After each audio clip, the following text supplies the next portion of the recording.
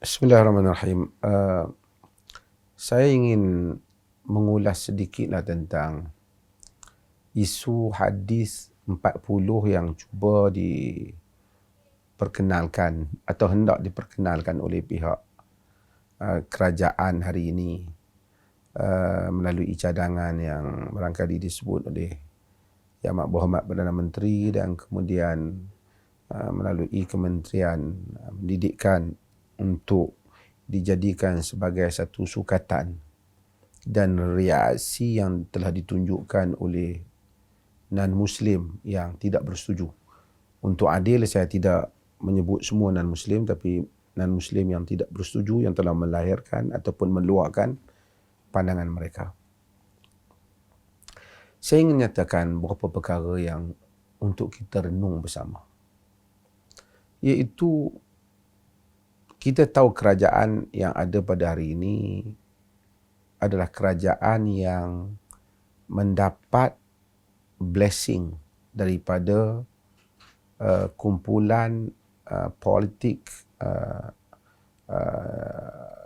bukan Islam atau non-Muslim yang selama ni mereka rasa tidak puas hati dengan masyarakat Muslim dalam banyak hal. Dan mereka ini telah menjadi penyokong kepada kerajaan hari ini sehingga kerajaan hari ini dapat tegak. Saya bukan nak mengulas tentang kualiti ataupun tentang siapa kerajaan hari ini, tetapi saya nak mengulas tentang keadaan yang sedang berlaku.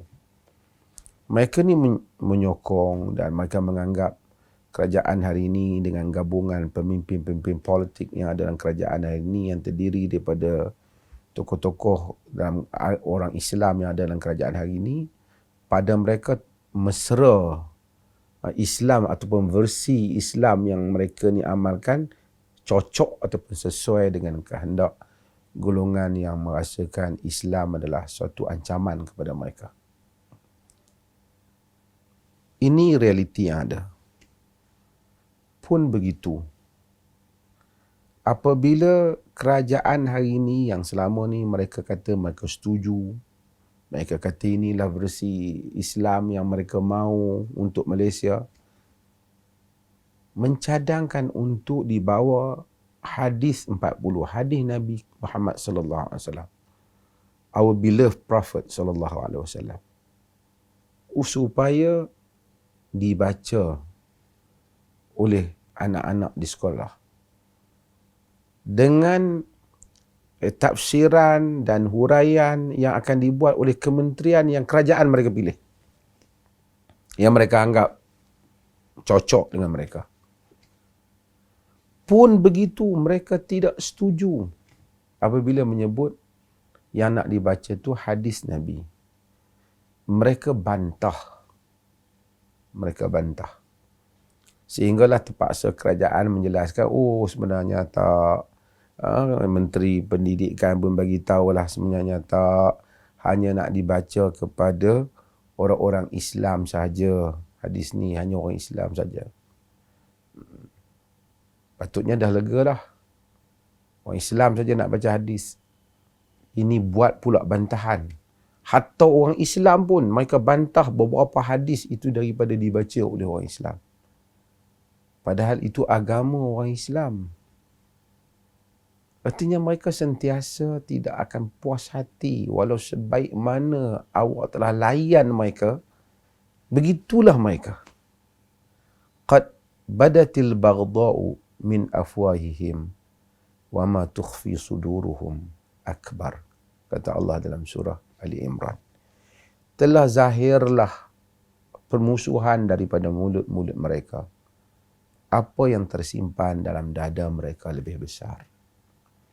Jika kita lihat hadis Nabi, cuba kita bayangkan kalaulah ada non-Muslim yang mencadangkan buku Confucius ke, ataupun buku-buku tokoh-tokoh agama lain, mestilah ada kalangan tokoh-tokoh politik yang selama ni sentiasa cuba untuk mengambil hati, bahkan mencium tangan dan dalam bahasa biasa, mencium tangan dan lutut orang-orang yang sentiasa menzahirkan tak puas hati dengan orang Islam ni, tentu akan kata, oh apa salahnya kita belajar dalam Islam, dibolehkan untuk kita belajar dengan mendengar idea-idea yang berbagai, bukan mesti kita nak menganut agama lain, sekadar memahami budaya Islam itu luas.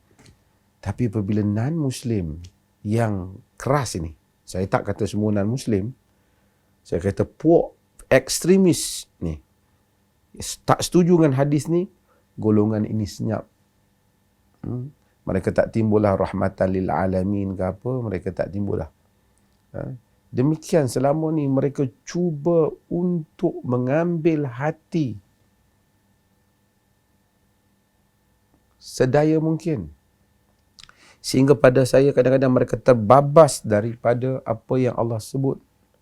La tajidu qauman yu'minuna billahi wal yawmil akhir yuwadduna man hadallaha wa rasulahu.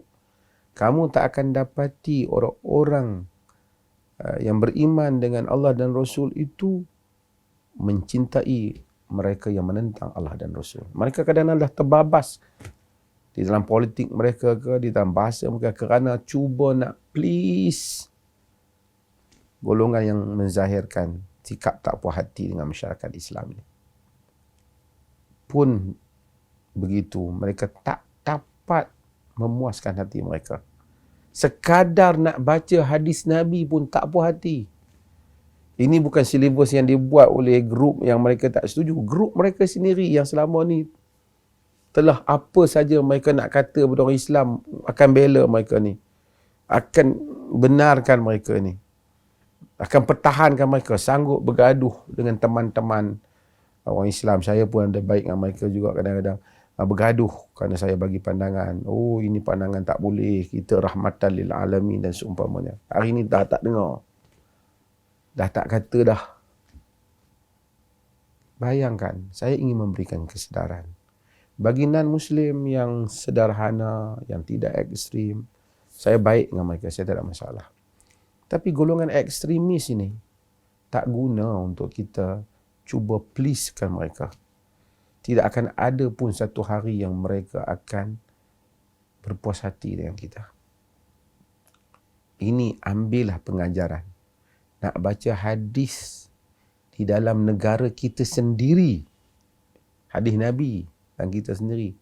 Berapa kali kementerian terpaksa bersilat-silat daripada orang, kemudian pergi kepada Muslim saja. Kena keluarkan pula penjelasan hanya Muslim saja. Taklah pula kata bahawasanya apa salahnya mempelajari budaya yang berbagai. Dalam hadis itu ada banyak pendidikan yang boleh dipelajari. Kita tak berani. Siapa duduk di barat, kita tahu bahawasanya pelajar didedahkan dengan agama yang selain daripada agama yang dianuti. Di Thailand kita dekat dengan asimilasi, mereka kena belajar. Di Indonesia mereka kena belajar, mereka kena tahu budaya bahkan agama bagi penduduk asal tanah berkenaan. Tapi ternyata bahawasanya nak membaca hadis Nabi pun menjadi kontroversi di dalam sebuah negara majoriti orang Islam yang selama ni telah menunjukkan sikap yang sangat baik, sangat santun, tidak bergaduh, memberi, bertoleransi. Dan itulah bagaimana kumpulan ekstremis ini membalas budi yang telah kita lakukan. Saya rasa ini perlu diambil nota untuk kita. Bagi sahabat-sahabat non-Muslim yang sederhana, yang tidak ekstrim, yang terbuka, yang sudi mendengar, yang menghormati budaya setempat dan latar kepada keadaan negara dan negara ini, saya tidak tujukan ucapan ini pada mereka, tapi saya tujukan kepada golongan ekstremis dan juga golongan yang selama ini sentiasa please cium tangan golongan ekstremis ini untuk mendapat redha politik mereka ataupun mendapat cinta kasih mereka, sehingga meminggirkan saudara-saudara Muslim bahkan ayat-ayat Al-Quran bagi mendapatkan cinta kasih mereka. Ternyata sehingga itu pun mereka tidak dapat terima, hanya bukan untuk menyatakan lihatlah ajaran Islam, sekadar nak baca hadis Nabi pun menjadi isu di dalam negara kita ini. Terima kasih banyak. Sekian. Wassalamualaikum warahmatullahi wabarakatuh.